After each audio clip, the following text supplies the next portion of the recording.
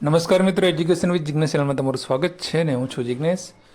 મિત્રો, પ્રાથમિક શાળામાં વિદ્યા સહાયકની ભરતી 1 થી 5 જે પરીક્ષા હમણાં 21 ડિસેમ્બરે લેવાઈ ગઈ અને ક્યાંક ને ક્યાંક એની ભરતીના 5,000 ભરતીના જે ભણકારા વાગી રહ્યા છે અને ન્યૂઝ જે ફેલાઈ રહ્યા છે એ ભરતી આવે એ પહેલાં જે છે 1 થી 5ના ઉમેદવારોમાં જે છે એ પોતાની રજૂઆતોને લઈને એક દોર હવે ચાલુ થઈ ગયો છે. તો આજના ન્યૂઝપેપરમાં તમે જોયું હશે અને તમે ગ્રુપોમાં એમાં પણ વાંચ્યું હશે. તો એ વિડીયોમાં આપણે ચર્ચા કરવાના છીએ આ બાબત વસ્તુની. તમે જોઈ શકો છો કે રજૂઆત શું છે. તો કે ટાટ અને સ્પેશિયલ એજ્યુકેટરની જેમ ટેટમાં પણ મુખ્ય પરીક્ષાના આધારે મેરિટ બનાવવાની માગણી જે છે એ અમુક ઉમેદવારો દ્વારા જે છે શિક્ષણ વિભાગમાં કરવામાં આવી છે. તો માગણી શું છે કે માધ્યમિક ઉચ્ચતર માધ્યમિકમાં આ વસ્તુનો અમલ છે તો પ્રાથમિકમાં કેમ નહીં? તે ઉમેદવારોના કહેવા પ્રમાણે જ્યારે માધ્યમિક અને ઉચ્ચતર માધ્યમિકમાં ખાસ શિક્ષકોની ભરતીમાં પણ જો મેરિટ જે છે એ ટેટના માર્ક્સના આધારે જ જો બનતું હોય તો પ્રાથમિકમાં આ વસ્તુ જે છે એ તમે ડિગ્રીના માર્ક્સ ચાલુ રાખો છો એ અન્યાય કરનારું છે એમ કહેવું છે આ ઉમેદવારોનું.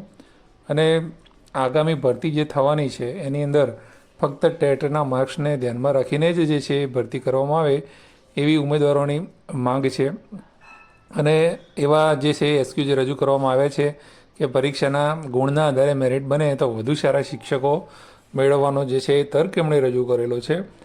અને બીજી પણ અમુક વસ્તુ એમને રજૂ કરી છે કે જે પ્રમાણે હાલમાં મેરિટ બને છે એ એકેડેમિકમાં જે છે ઘણા બધા લોકો જે છે એ બોગસ ડિગ્રીઓ રજૂ કરતા હોય છે અને એના કારણે જે છે એ ટેટમાં વધારે લાવવાવાળા જે ઉમેદવારો જે છે એમને ક્યાંક ને ક્યાંક અન્યાય થતો હોય છે. તો ખાસ એવું લખેલું છે કે તાજેતરમાં જે 21 ડિસેમ્બરની ટેટ પરીક્ષા લેવાઈ છે અને ત્યારે પ્રાથમિક ભરતીમાં પણ ટેટ પરીક્ષામાં મેળવેલ ગુણના આધારે મેરિટ બનાવવામાં આવે અને આગળની જે તમામ જે છે ભરતીઓ હવે એ રીતની કરવામાં આવે ટેટ 1 અને ટેટ 2માં. તો આવી રજૂઆત છે પણ આ રજૂઆત ખરેખર એના માટે જે ઠરાવ છે એની આપણે પહેલાં વાત કરીએ કે જિલ્લા શિક્ષણ સમિતિ અને નગર શિક્ષણ સમિતિ હસ્તકની પ્રાથમિક શાળાઓમાં વિદ્યા સહાયકની નિમણૂક કરવા માટેનો એક સંકલિત ઠરાવ જે બહાર પાડવામાં આવેલો હતો 2023માં, જે 17/3/23માં, એની જોગવાઈઓ અનુસાર હાલ જે ભરતી થઈ રહી છે એ શાના પ્રમાણે એટલે કે કયા આધારે થાય છે એની વાત કરીએ તો તમે જોઈ શકો છો કે HSCમાં મેળવેલા ગુણના 20% ગણાય છે. એટલે કે 12માં ધોરણ 12માં HSCમાં તમે જો જે માર્ક્સ તમે મેળવ્યા હોય એના 20% માર્ક્સ મેરિટમાં ગણાય છે. સ્નાતક કક્ષાએ એટલે કે BA BCom કે BSc તમે જો કરેલું હોય તો એના 5% ગણાય છે. અને PTC કે DLED તમે જે કર્યું હોય એના 25% ગણાય છે. અને ટેટમાં મેળવેલા ગુણના 50% માર્ક્સ બનીને મેરિટ બને છે. અને આ જે છે એ ઠરાવ જે સંકલિત ઠરાવમાં બાબત સંકળાયેલી છે ને જ્યાં સુધી આ ઠરાવમાં કોઈ ફેરફાર ન થાય ત્યાં સુધી ત્યાં નિર્ણય કોઈ લેવાતો નથી. અને લગભગ ઠરાવ પહેલાં બનતો હોય છે પછી પરીક્ષા લેવાતી હોય છે. તો કદાચ આ વસ્તુ હવે રજૂઆતો તો થઈ રહી છે પણ ફેરફાર થાય છે કે કેમ જે સરકારને વિચારવાનું રહ્યું છે. અને પરીક્ષા કદાચ લેવાઈ ગઈ છે તો એવું લાગી રહ્યું છે કે જૂની પદ્ધતિ પ્રમાણે જ આ ભરતી લગભગ જે છે એ થઈ જાય એવું લાગે છે અને કદાચ ઇન ફ્યુચર એ લોકો વિચારી શકે છે. તમને શું લાગે છે આ બાબતમાં ફેરફાર થવો જોઈએ કે કેમ થશે કે કેમ તમે કોમેન્ટમાં જણાવી શકો છો.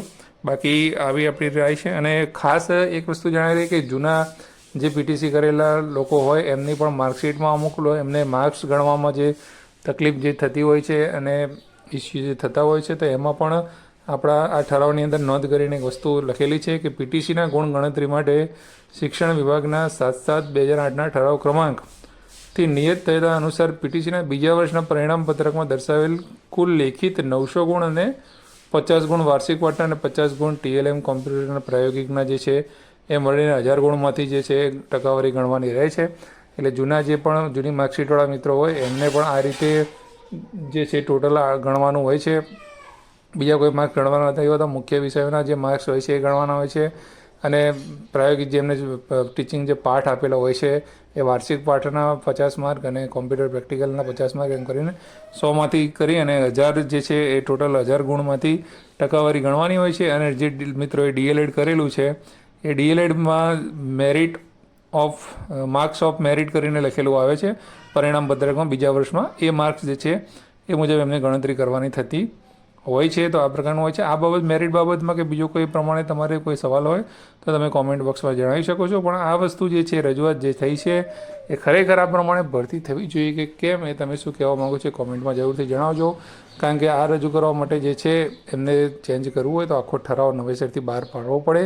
તો એ ઠરાવ બહાર પડે છે કે કેમ, આ રજૂઆતોને યોગ્ય સરકાર તરફથી કંઈ જવાબ મળે છે, પ્રત્યુત્તર મળે છે કે કેમ, એવું જોવું રહ્યું.